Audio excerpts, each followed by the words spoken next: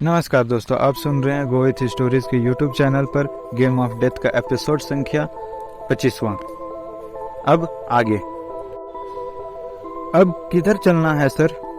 Office चलो, वहाँ कुछ ज़रूरी काम निपटाने हैं, इसलिए बाकी की पूछताछ कल तक के लिए मुलतवी कर देते हैं।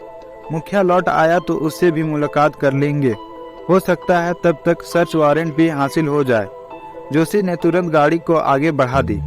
एक बात कहूं सर? बोलो।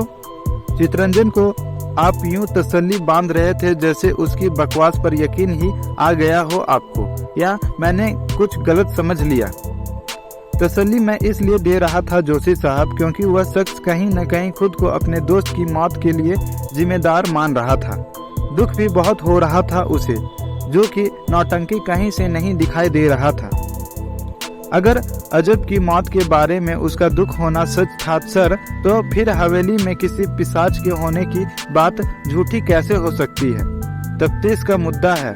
हाँ, इतना फिर भी कह सकता हूँ कि दोनों बातों के बीच किसी तीसरी घटना का रोल बराबर हो सकता है, जिसने न तो चितरंजन और बबलू समझ पाए, न ही अभी हमारी समझ में आ रहा है। देखा जाए सर, तो मुखिया का नाम दूसरी बार हमारे सामने आया है, और चितरंजन की बताई बातों पर गहराई से विचार करें तो साफ पता लग जाता है कि अजब सी की लाश मुखिया के इशारे पर ही जला दी गई थी।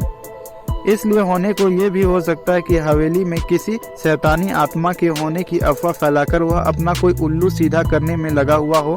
20 साल पहले की घटना है जोशी साहब। अगर उसने कोई उल्लू सीधा करना होता तो क्या अब तक कर ना चुका होता?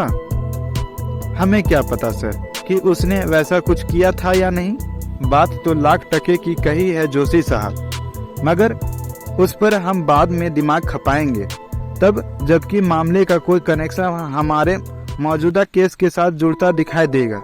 वरना इस बात से दिल्ली पुलिस का कोई लेना देना नहीं है कि 20 साल पहले हवेली में क्या हुआ था और उसके होने की वजह क्या थी। हाँ, करने के लिए फिर भी कुछ सूझ गया है मुझे, इसलिए सड़क पर ध्यान दो और गाड़ी की स्पीड बढ़ाओ। सुलभ जोशी ने तुरंत दोनों काम कर दिए। एसीबी के हेडक्वार्टर पहुंचकर दोनों ने पाया कि वहां कंपाउंड में इंस्पेक्टर रैंक से नीचे के तमाम स्टाफ की ब्रीफिंग चल रही थी, जिसे लेने वाला खुद एसीपी अभिषेक सिंह रावत था। विराट ने करीब पहुंचकर धीरे से उससे कुछ कहा, जिसके जवाब में उसने 2-3 सवाल किए, फिर हौले से हाँ में गर्दन हिलाकर थोड़ी दूर पर मौजूद एक कुर्सी पर जाकर बैठ गया। तत्पश्चात विराट वहां उपस्थित पुलिस वालों से मुखातिब हुआ। आप लोगों में से जो कोई भी ये मानता है कि दुनिया में भूत प्रेत जैसी कोई चीज नहीं होती, जो उनके कहने पर यकीन ना करता हो, जिसे किसी प्रेत आत्मा से डर ना लगता हो, बराया मेहरबानी 2 कदम आगे आ जाए। सुनकर पल भर के लिए सब ने एक दूसरे की तरफ देखा। कुछ एक के हंसने की आवाज भी विराट के कानों तक पहुंची। फिर सब के सब 2 कदम आगे बढ़ आए। किसी को नहीं लगता? सबकी गर्दन एक साथ इनकार में हिलती दिखाई दी। गुड। अब होना यह है दोस्तों कि आज रात आप में से 4 लोगों की ड्यूटी एक ऐसी हवेली पर लगाई जाने वाली है जो स्थापित है, जहां अनगिनत लोग मारे जा चुके हैं। आसपास के इलाकों में हम कई लोगों से पूछताछ भी कर चुके हैं। उन सब ने एक सुर में हमें यही बताया कि रात के वक्त उस हवेली के आसपास भी कोई भटक जाए तो वहां विचरता पिशाच उनकी जान ले लेता है। पिछली घटनाओं की हमें कोई ऑफिशियल इन्फॉर्मेशन नहीं है, लेकिन इतना अंदेशा फिर भी है कि बीती रात 7 नौजवान बच्चे उस हवेली में अपनी जान से हाथ धो बैठे थे। किसी को आधी रात के बाद वहां से उठते शैतानी ठहाके सुनाई देते हैं, तो कोई अपनी आंखों से वहां की पिशाच लीला देख चुका है।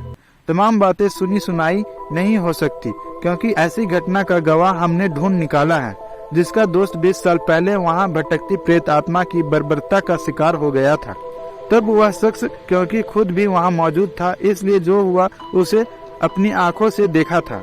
रही बात चंद्रशेखर महाराज की, तो सुनने में आया है कि 50-60 साल पहले उसे पूरे परिवार के साथ उसी हवेली में खत्म कर दिया गया था। अब आप में से जो भी 4 लोग रात के वक्त उस हवेली की निगरानी करने को तैयार हो, अपनी जगह पर बने रहें, बाकी पीछे हट जाएं। जवाब में 3 लोगों को छोड़कर पूरी भीड़ पीछे लौट गई। वह नजारा देखकर एसीपी जोर से हंस पड़ा। जो लोग अपनी जगह पर डटे रहे थे उनमें एक एएसआई महेश गुर्जर था, जबकि बाकी के दोनों सिपाही थे। नो प्रॉब्लम, मैं 4 की बजाय 3 लोगों से ही काम चला लूंगा, कहकर विराट ने उनसे सवाल किया। एक बार फिर सोच लो तुम तीनों, पीछे लौटने पर कोई पाबंदी नहीं है, ना ही उससे तुम्हारी कार्यकुशलता पर कोई उंगली उठने वाली है। डर कैसा जनाब, एएसआई महेश गुर्जर बोला। भूत ही तो हैं, फिर मर चुके लोग क्या जिंदा अपराधियों से ज्यादा खतरनाक होंगे, इसलिए मुझे वहां जाने से कोई ऐतराज नहीं है।